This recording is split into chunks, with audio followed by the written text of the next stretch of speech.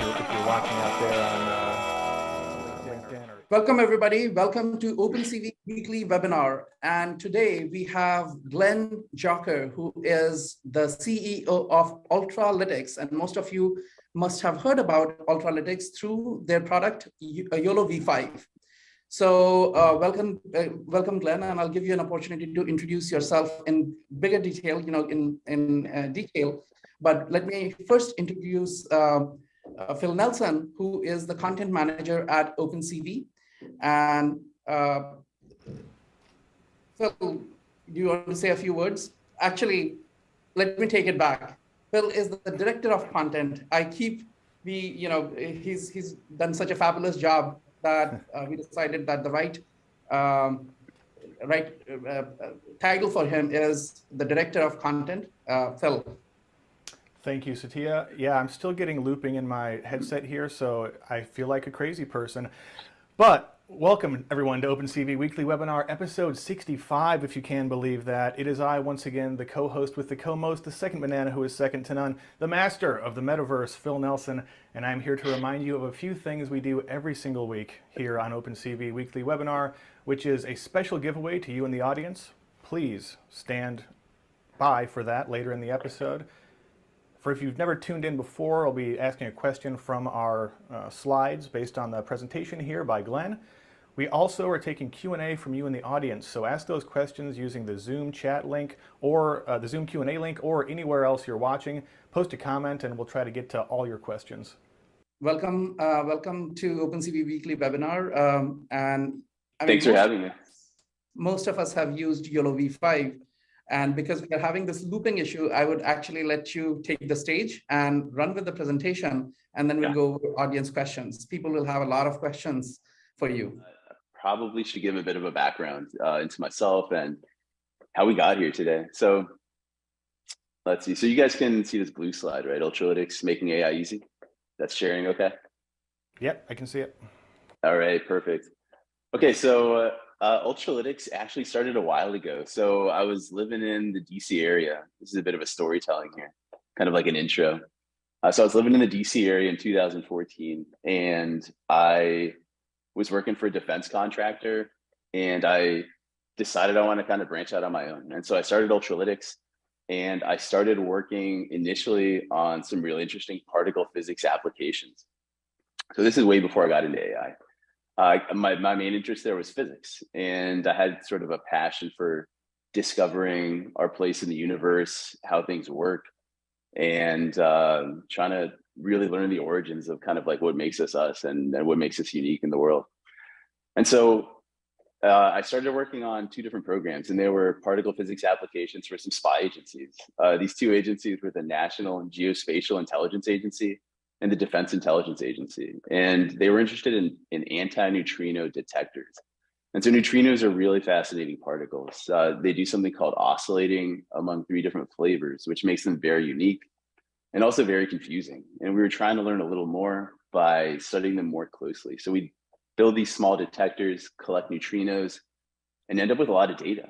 And it was my job to analyze the data. And so I did this for several years, and this is when I started doing data analysis techniques. And everything I did was not enough. All the classical techniques, statistical analysis, Bayesian optimization, these sorts of things, they weren't getting us where we needed to go. And I was looking for something that could help us improve on the data analysis side. And what we really needed to do was determine what we were seeing. So this is a classification problem. Was it a neutrino? Was it maybe like an electron, positron? And then if we did detect a neutrino, we wanted to know a few things about it, like the energy. Yeah, so ultimately all my particle physics efforts crashed and burned. The detectors didn't work and the data analysis didn't go anywhere. But this meant I had a lot of free time, and I developed an interest in AI. And this is about 3 years ago now. And by coincidence, this is when some of the coolest AI architectures were making their way out in publications like YOLOv3 by Joseph Redman. And I took an interest in this paper, and I thought, I saw a lot of potential in the technology. And I learned about what I liked and didn't like about working for the government. And part of what I didn't like was keeping everything secret. And so I started to open source my new work. And also I wanted to create a real world product, right? Something that wasn't just working in a laboratory, something that we could take out into the world that would have an impact on everyday lives. And so I looked at YOLO, I looked at what Redmond was doing, and it was really impressive. And I thought I should try and understand what he did. Unfortunately, he'd written everything in C++, which I wasn't an expert in. And I wanted to translate that into Python, which I was just getting started in, and which was much more similar to the MATLAB that I'd used before. And so I started working in Python at the same time as I started doing AI, at the same time as I started open sourcing my work. And this is really just 3 years ago. So we've come a long way, but when I started, I had no idea what I was doing. So my chief task in life at that point was simply to reproduce the YOLOv5 results in a much more appealing format, which is Python and PyTorch. I started working on those. I entered a competition and I did miserably, but I learned a lot, and I kept working. And during the course of this, something interesting happened. So Joseph's work had gotten really popular. He worked on it together with his advisor, Ali Farhadi. And during one conference that Joseph was presenting at, he even did TED Talks. And I think at the end of one of these TED Talks, an Army general came up to him and he said he was very impressed by the technology, and you could see it really being used in drones on the battlefield. And this raised a lot of red flags in Joseph's head. He said, oh, this isn't what I had pictured for this technology. You know, I don't want it to fall into the wrong hands. And he thought the best way to address those concerns would simply be to stop working on it, to kind of like recuse himself from the field. And so sort of he did famously just that. so in the industry, it was big news. Yeah. Yeah. This is really like kind of like a monumental event. And at that point, Ollie had started a company also using AI. It was called Xnor.ai. And he eventually sold that to Apple, I think for $200 million, and he's still at Apple. So when I arrived on the scene, this happened shortly after, and the YOLO ship was sort of without a captain for the first time. So versions 1, 2, and 3 had been released, and it seemed like there were no more coming. So it took me about a year to get up and running and to sort of reproduce the results that Joseph had. And this was a year of a lot of work. This is 7 days a week, 12-hour days, running experiments, and just learning a lot, reading papers. And slowly but surely, my results crept up, and finally I could reproduce what he did. And then at that point, I wasn't sure what to do. And so I just kept doing what I'd already done, which was R&D, trying to improve the model, trying to improve the augmentation techniques, the loss functions, and things like that. And I kept working on it for a few more months. And at that point, I'd have something that I'd call YOLOv3. So I had a repository called Ultralytics/YOLOv3. And I'd show people the improvements that I'd made. And something funny would happen. They'd say, oh, Glenn, that's really impressive, but I think you did this wrong because that's not in the original paper. And I'd say, oh, no, it is not in the original paper. That's the whole point. I'm trying to make it better. But I realized I had like a bit of a naming issue. And I thought, okay, maybe I should call this something different so that people don't get too confused so much. And so I worked on it some more, and I had this idea to release what I'd done and call it YOLOv4. And so I'd started collaborating with two key players in the space. One is Alexei AB, who was in Moscow at the time. I think he's since moved to Berlin. And the other was a developer in Taiwan who goes by the GitHub handle, I think Yang Kinyu. And we were kind of bouncing ideas back and forth and working on improving YOLO together. And so about 2 years ago, like in early 2020, Alexei and I were shooting back ideas back and forth. And this is when I was working on my improvements, and I'd stopped open sourcing those improvements, and I created a new repo, which I called V4, and I was about to release it when one day I woke up and somebody sent me a message and they say, Glenn, have you seen the news? And I said, no, what? And they said Alexei has released the YOLOv4 repository in the paper. And so I was really shocked. So it turns out we'd both been doing the same thing. Like Alexei had been working on some improvements in secret, and me too. He beat me to the punch and he released this architecture. And so I was really surprised. Coming around to play a big part in your life. Right. And so again, there's this drama and controversy. People criticized the YOLOv4 paper a lot because Alexei was not directly connected to Joseph. But I read the paper and I incorporated like what I saw as Alexei's key contributions into what I was doing. I worked a little bit more, and then a few months later, I thought, okay, I need to release this again, but now what do I call this? Because Alexei got there first with the YOLOv4 name, and I decided just to increment it one more, call it YOLO. And then even more controversy came up on the scene, and people were getting critical, and they said these two guys are completely unconnected, and the speed with which we'd released it one after the other also brought a lot of controversy. People were joking around and saying, at this rate, by the end of the year, we're gonna have like YOLO 17. And so at first I engaged with the criticism. I tried to explain to people that I was simply seeking to improve, but it's kind of difficult dealing with detractors. And so at some point I decided, okay, I'm just going to work on this and just let people say what they want to say. And so I just kept my head down. I kept working on YOLOv5, kept improving it.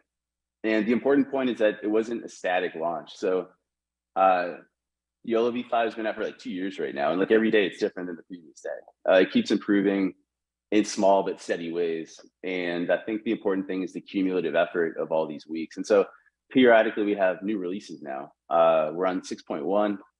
And the 6.1 release of YOLOv5 is a completely different animal than the original one that launched 2 years ago. So, and now there's even more YOLOs out there. There's YOLOX, there's YOLOR, there's YOLOv6, there's a couple of YOLOv7s. So you might it's a say real interesting time. What you've actually got here is YOLOv5 V6. I don't know. We have a bit of a naming issue, but at the same time, I love the space. It's exciting. There's changes every day. I never know what's going to happen when I wake up. It's an incredible time to be Well, in I AI. mean, who does? I think that's just the world we're living in, Glenn. And so this brings me to this talk that I have here. So we've recently started going to some conferences, and one of the more fun ones we went to was in France. It was the Cannes AI conference, which was a month before the Cannes AI Film Festival. It's really swanky. The food is really good. And I put together a few slides about how I thought that YOLO could do good for the world. So day to day, obviously, our lives are full of technicalities as ML developers and deep learning scientists. We do a lot of experimentation. We're worried about layers and architectures. But it's very important to keep in mind the bigger picture, right? And the bigger picture is, why are we developing these architectures? Like, what compels us to wake up and simply contribute in the open source space? And for me, my main motivation is the positive impact that the technology could have in the world. So I realized Joseph had the alternate conclusion, but in my mind, I think technology is neither good nor bad. It can be used for both ways. And I think another key element is that we put it in the hands of everybody. So if the technology has the potential to improve lives, and if it's broadly accessible and the barrier to entry is low, then I think those are the key elements that can help us improve the world we live in, the lives of the people around us. And so these slides talk about that. That's a great way to think about it, and I think this mirrors really closely a lot of what OpenCV has been doing with, say, OpenCV AI Kit, for example. Right, OpenCV has been a key part of the YOLOv5 repository. We use it by default in our data loaders, and a lot of what I've done to date wouldn't have been possible without it. So I have to give a big thanks to the entire OpenCV team also. Yeah, big thanks to the engineering side, for sure. Okay, so, all right, so the world we live in, every year it seems like we're dealing with more problems. And the first and foremost here is global warming, which affects all of it. So I'm here in Madrid in Spain, and we have about 41, 42 degrees Celsius days for the foreseeable future here. And I'm not even sure if it's a heat wave or just the new normal. So 2020 was the warmest year ever on record.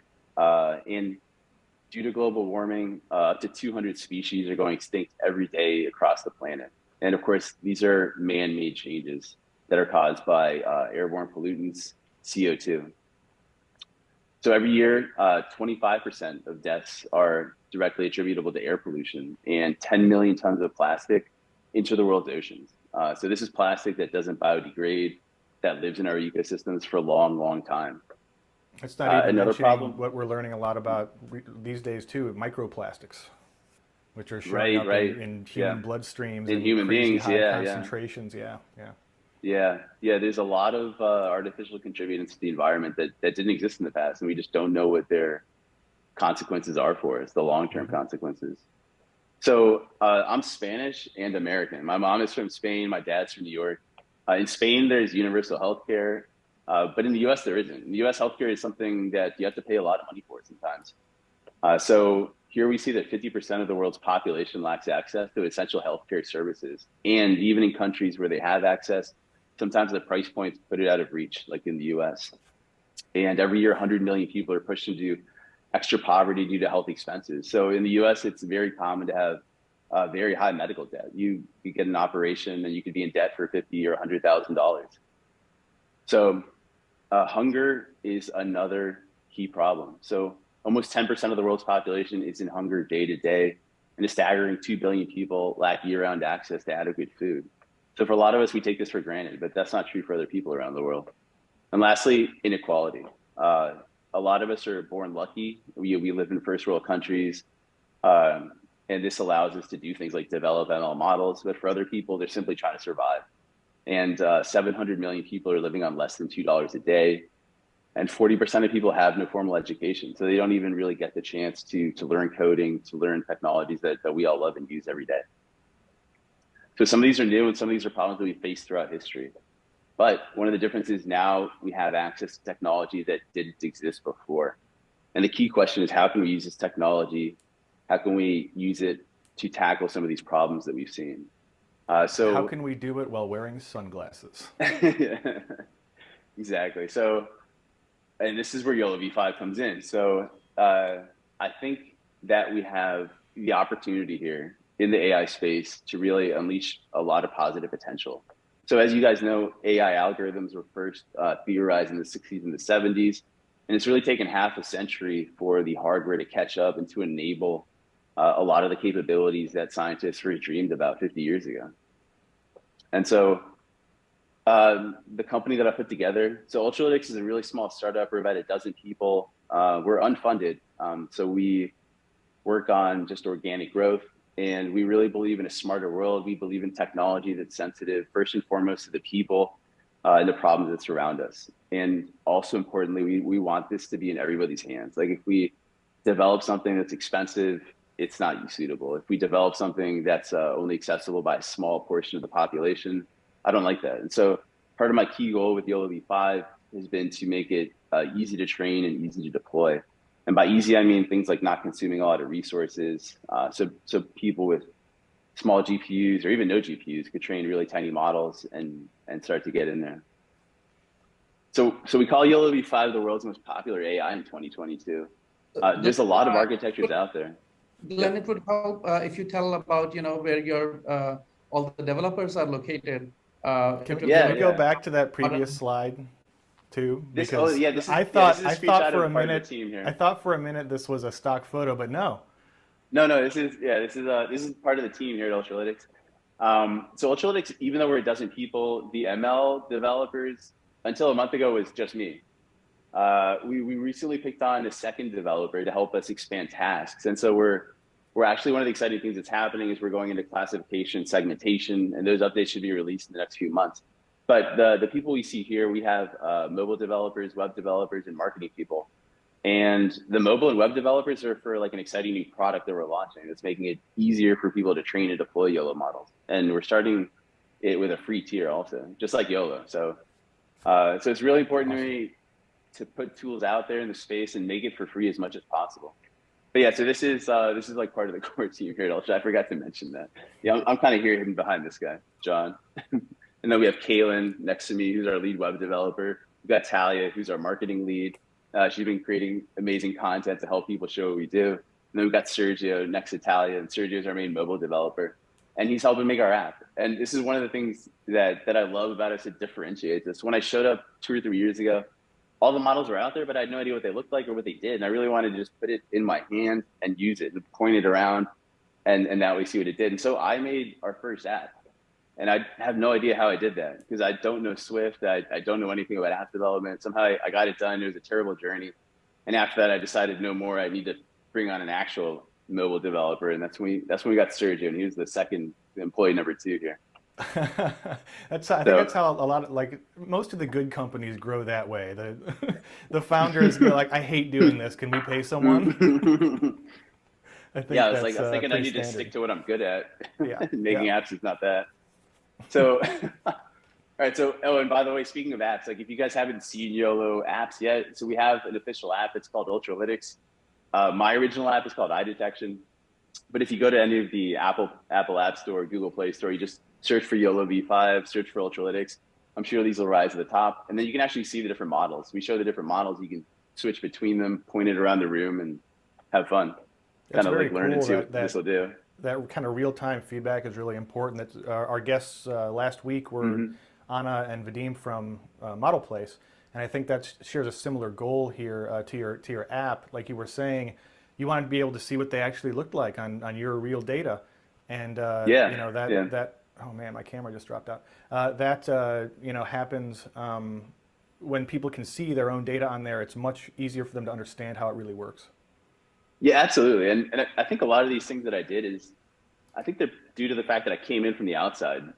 So I wasn't, I never learned ML in school. I never learned AI. I didn't take any classes. And when I came in, I had a lot of questions, and I wanted some kind of like real world answers. And I think part of what we have here is that, and I think that's partly what resonates with the community. I think people come in to AI because they see the hype and they want a piece of it. They want to learn. They get excited.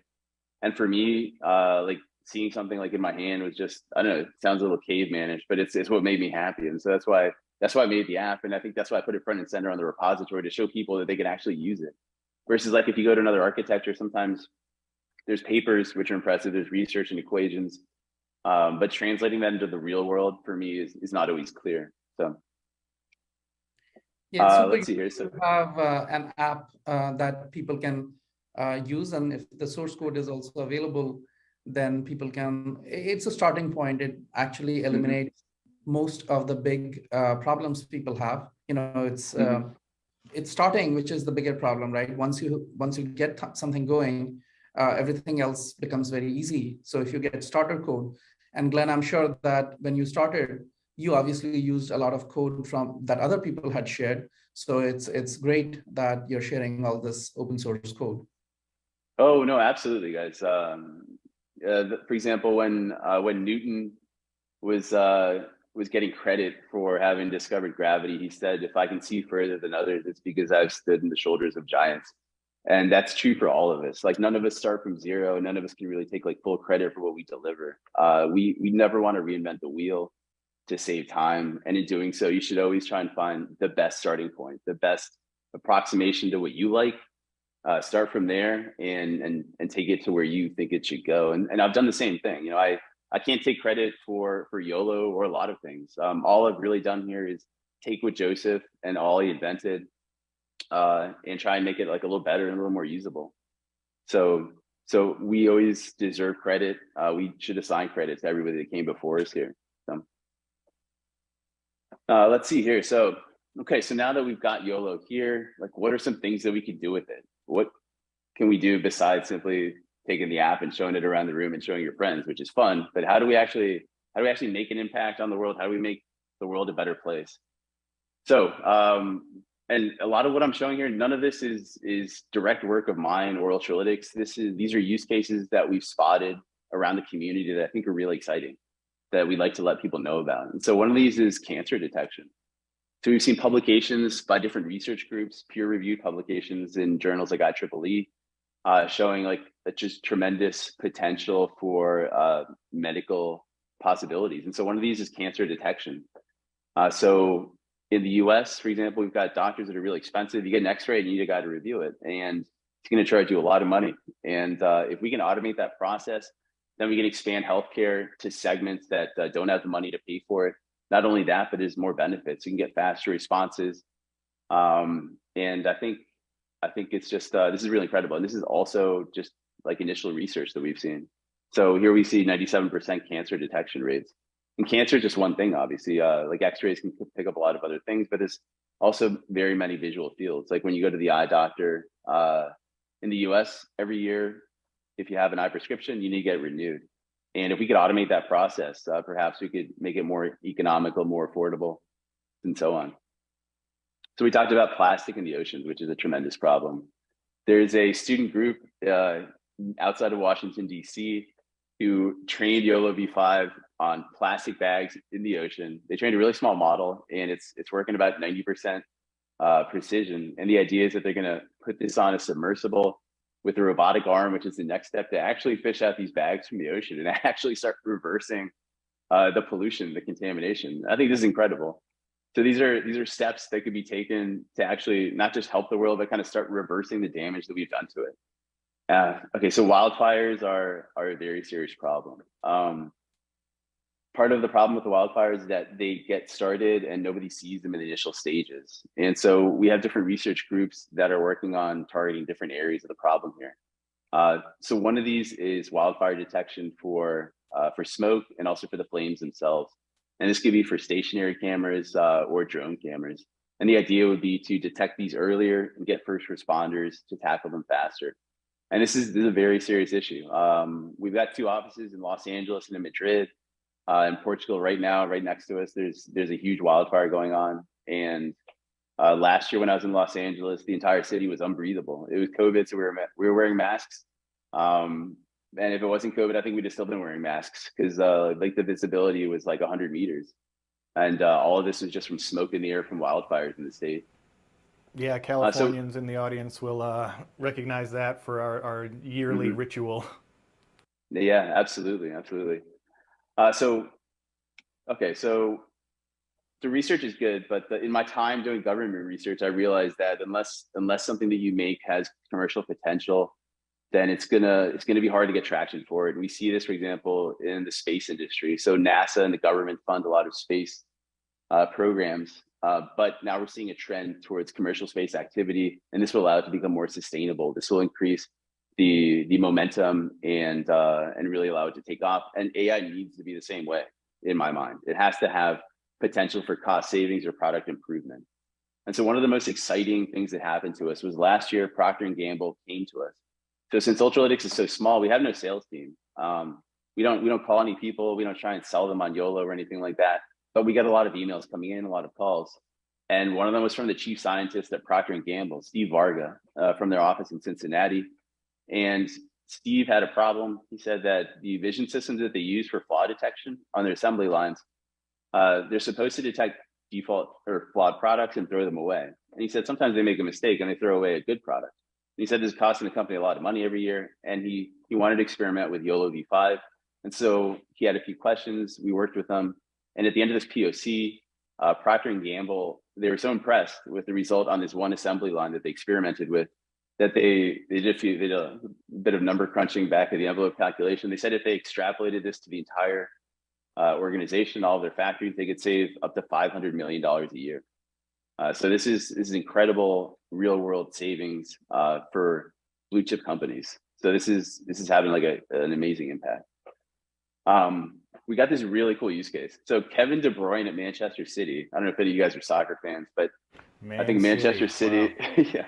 I think they were playing Real Madrid this year? I forget if it was this Champions League, but I'm not a big fan of Kevin myself, but he's a big fan of YOLO. And so Kevin. All right, Kevin, time out. What's your squad, Glenn? Oh, I'm in Madrid here. I gotta be a Real Madrid fan, you know. Oh, I got you. Though I'm kind of sad that Ronaldo left. It hasn't been the same since, but they've been doing pretty good since he left. I don't know if it's coincidence or not, but so De Bruyne sunk some investments into this company called Ball AI. You don't have an option, but support Real Madrid. Let's see. So actually, I could probably use that myself because I like watching soccer, but I'm not very good at playing it. And so the idea is Kevin wanted to make an app for like kids to learn how to play soccer better.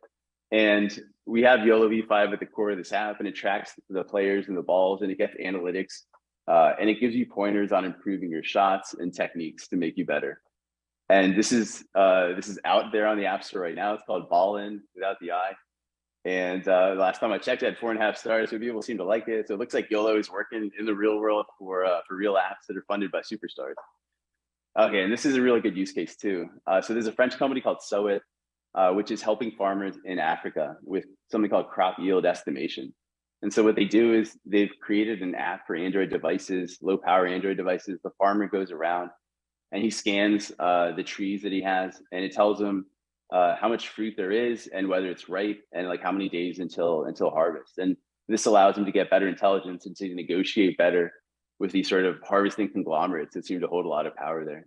And so it is targeting an amazing 35,000 farmers with this app by the end of 2022. And this is using YOLOv5, obviously, like right there to do all this. And so this is really incredible. This is helping underprivileged communities with the latest technology. So we're putting like some of the most advanced AI into some of the lowest power mobile devices and putting those into the hands of like some of the poorest people in the world. So this is really like something that I feel really good about. And of course, there's other fun use cases. We have this little kid, I don't know how old he is. It says 10 years old, but it looks even younger. So he made an app with Wow. YOLO, and it detects, this is supposed to be a video, but since it's a PDF, we can't see it. It detects different types of toy cars. So it just makes me feel like really happy that like even little kids are using YOLO for projects. And one day, like my main mission actually is to make it so simple that my mom could use it one day. We're not there yet, but we're heading in that direction. Yeah, I think once you've got the 10-year-olds building cool stuff, you're on the right track. Yeah. I'm not sure if there's any 10-year-olds raising GitHub issues, but I'm on there like every day answering. At least I hope not. If there are, then I'm talking to them. So we've got a few numbers here. This is actually out of date by like a few months, but we picked up a lot of stars. We got a lot of users, and the repo is just like super popular. If we compare it to like some of the other players out there, so I like big player comparisons because I see this as a bit of a David and Goliath contest because we've done so much with so little. Like when I showed up on the scene, like Facebook Detectron was kind of like the elephant in the room, and we passed them last year. And I think it's just because we've been trying to make it just really simple and really easy. And I've got a few slides here about our upcoming product. So we have something called Ultralytics Hub, and this is what most of the team is working on. And Hub is sort of the next natural evolution for YOLOv5. So as a code base, YOLOv5 can only be so simple, and I want to make it even simpler.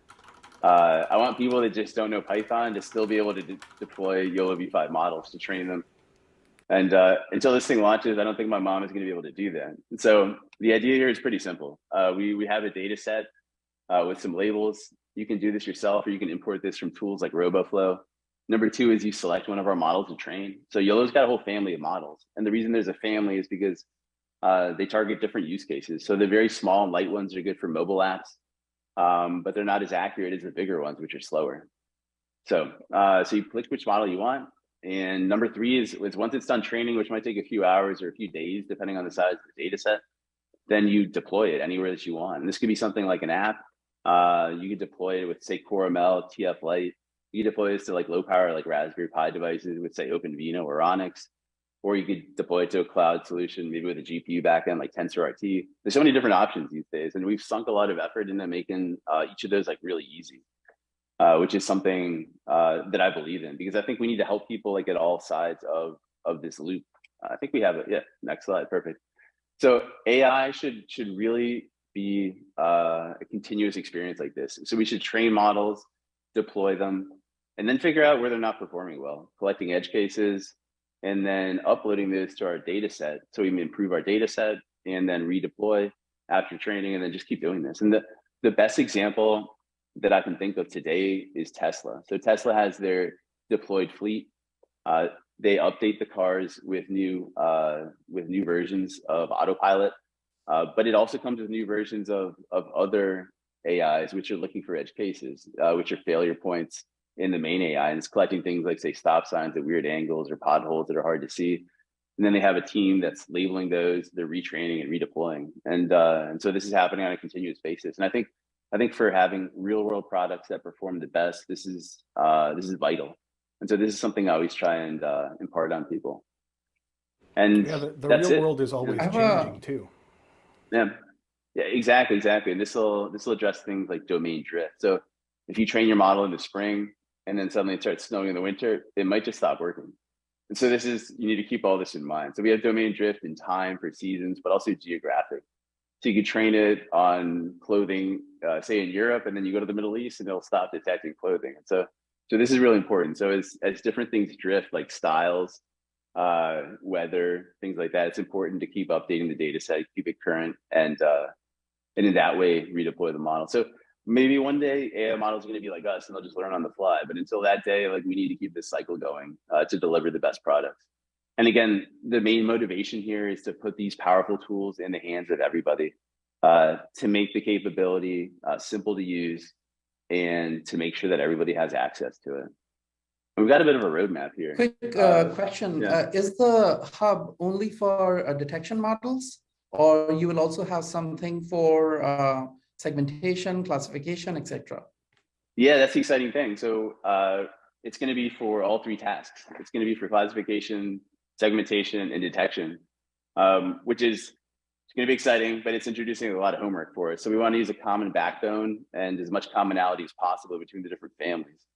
And so we're working on these efforts right now. We're training on ImageNet to develop the hyperparameters that we want for classification. And hopefully this will launch in the next few months here. So we've really only got 2 products here. We've got YOLO, we've got Hub down here. And so this slide is a few months old. So we have essentially YOLO is just continuous AI R&D forever. So we never want to stop this. We always want to keep putting the best tools out there. We want to learn from other competitors out in the field, from the big companies, the small companies, and just individual contributors. And we sort of want to cherry pick the best elements from everybody and fold them back into future versions of YOLO. And for Hub, we have a free version, which is, it's in beta right now, and it's going to launch, I think, in September. And then we have a pro version with some extra goodies at a small price point and a small monthly point. And then for big companies like Procter & Gamble, we want an enterprise solution. And we're supposed to launch that at the end of this year. And hopefully this will allow us to get more revenue and just keep feeding back into this virtual cycle. So that's it. I'd like to leave you with just this idea. You know, I think everyone here, I think, should try and also think about what potential they have to improve the lives of the people around them. I think if we all think like this and we put our minds together, I think we can accomplish a lot. So thanks for your time. Thanks for listening. And if you have any questions, I guess, let me know. Wow, great presentation here. I love your ending there. I would like to make sure that everybody knows we mean change the world for the better. Change the world for the better. It's been a rough couple of years, and so I just want to make sure that everybody knows that that's the case. Yeah, thanks so much, Glenn. I guess let's do our trivia giveaway here. In case this is your first time joining us, or if you just need a reminder, one of the things we do every single week here on OpenCV Weekly Webinar is a giveaway to you in the audience. One lucky winner in the Zoom chat will win the OpenCV course of their choosing. In order to win, you'll have to answer a question which I'm about to ask you in the Zoom chat. If you're not in Zoom, there's still time to get in there. Go to opencv.live and hop in the Zoom chat. You've got about 5 seconds. And just so, I mean, I don't know how many people know about OpenCV courses. OpenCV has a series of 5 courses: OpenCV for beginners, OpenCV Computer Vision 1, which is the introductory course in computer vision, Computer Vision 2, which is all about applications. And we also have deep learning with PyTorch and deep learning with TensorFlow. So as you know, that YOLOv5 is based off of PyTorch. So, you know, people who may be interested in both may want the deep learning with PyTorch course. Yeah, and you'll be able to choose. I'll ask you, you know, once you win, of course. So get ready to answer here, folks. During the presentation, Glenn mentioned his previous gig and talked about trying to detect certain particles. Name one of those particles. Oh, damn, Richard, you got me. You got me, Rich. If there's any physicists out there Richard Chung, please send one email to phil@opencv.org, and you will be able to choose whichever of the courses we currently offer. If you know which one you want, go ahead and tell me in the email, and we'll make sure you get that course. We've got a bunch of questions here. I'm going to switch our camera view here so we can see our illustrious guest. Thanks again, everybody, for joining us on this first episode with our new virtual set. I mean, we had folks who joined us live here. We got to see a peek behind the curtain with the crazy looping audio we had earlier, which I will chop out of the released episode on YouTube because I'm a professional, damn it. But I'm kidding, I'm not. Let's move on to some questions here. Cecil would like to know, can you load your own models into the Ultralytics app, or does it just have the preset, sort of use cases, Glenn? Yeah, that's a good question. So the app I made was simply the official models, but the main benefit of Hub is it's got 2 components. It's got a web and an app component. The idea is you train your models, and then they're instantly available to preview on the app. So let's see. So the way it works is we'll look at your device, and if it's an Apple device, we'll export it to CoreML and then download it straight to the app, and you can start using it. And if it's an Android device, we'll export to TF Lite.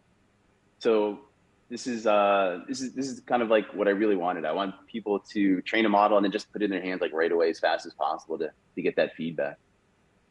Yeah, that's awesome. Um, We also, another question from the audience, Beth on LinkedIn would like to know, does the cat have a name? You've noticed our little buddy under the desk here. The cat does not currently have a name. If you have suggestions for what to name the cat, please send those to newsletter@opencv.org, and maybe we'll pick one of your names or just come up with a totally different one. No promises. Let's see, Richard would like to know is, our trivia winner, Richard would like to know, is the latest YOLOv5 supported and optimized for OpenCV AI kits such as OakD? That's a good question.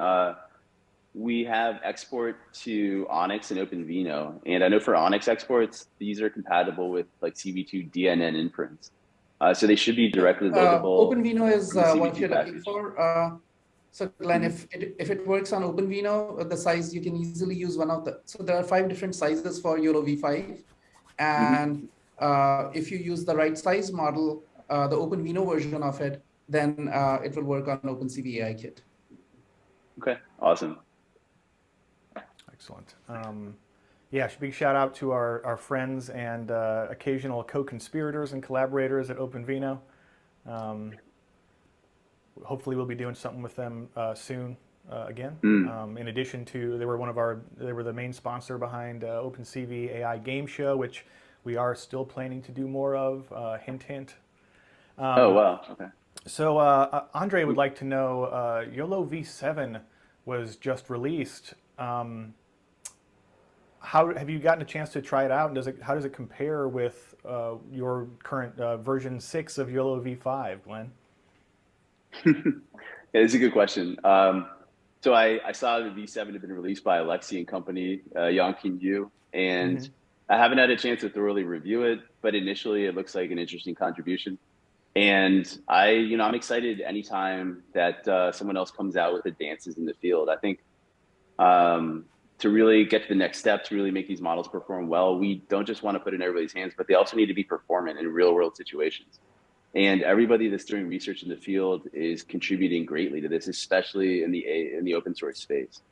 I think those are the 2 most important things. And so I think Alexi is making significant contributions, and I appreciate what he's doing. That's cool. It's great that there's no, a lot of times you get these weird tech feuds with people, and it doesn't seem like that's the case here. And so that's great. Well, one suggestion I have, 2 suggestions actually. The first thing is that, you should get the next version you come up with, it probably just name it not a version, but something else. That way you will have your own YOLO that people don't get this, it's an numeric race right now. I have the biggest number. Why not just call it YOLO a billion? Yeah. I think. Well, you can, you can call it YOLO Infinity, which will also look like YOLO 8 if you turn it around. That's not a bad idea. That's pretty funny. Nobody's going to release any version higher than Infinity. That's right.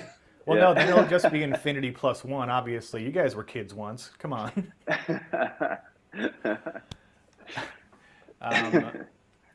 Let's see what else we got here. So how one of our frequent another frequent collaborator and an OpenCV member is RoboFlow, and a couple folks in the audience would like to know, Glenn, how you would compare the services RoboFlow and Ultralytics? Oh yeah, that's a good question. Yeah, so I'm really good friends with RoboFlow too. I talked to Joseph Nelson there a lot. It's hard not to be. Damn that guy for being so personable. Yeah, exactly. Yeah. So when I started, actually when they started, also like 2 years ago, RoboFlow was more of like a wrapper to train models, and so they did a good job of like helping you train different types of models. And I think more recently they've seen value on the data set side, and they put a lot more emphasis there. And so I think we partner perfectly. We want people to be able to select a RoboFlow data set directly and just train on it at Ultralytics Hub. And I think the synergy there will be really powerful.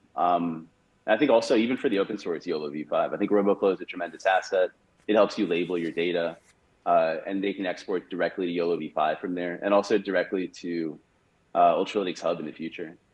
So I think it's good to, like, my main goal is to just make this whole easier. And so I want to partner with companies that provide things that we don't at the moment. So for example, Ultralytics doesn't do data sets. And so, but we do want to help people find data and annotate it. And so for that reason, we typically point them to partners that work well, like RoboFlow.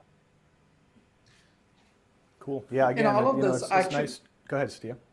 So in all of this, we often think about these different services as competitors, but I like to think of them as options, right? People have different options. People like different flavors. Somebody may like one flavor more than the other, and having these options is a great thing, first of all. And second thing is that this AI pie is growing so big, that you just need a small slice of the pie to have a very profitable operation.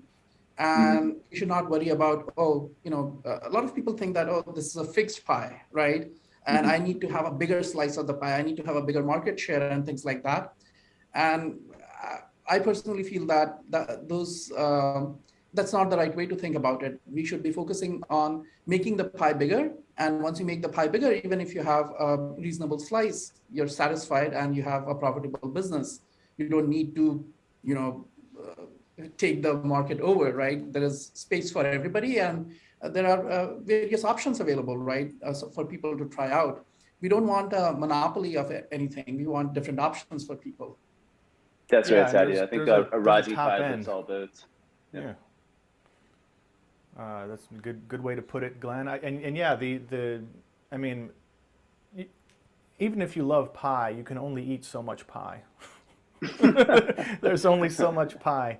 And that metaphor is a good one. That not every flavor is for everybody. We talk about this in one of my favorite entertainment mediums of professional wrestling.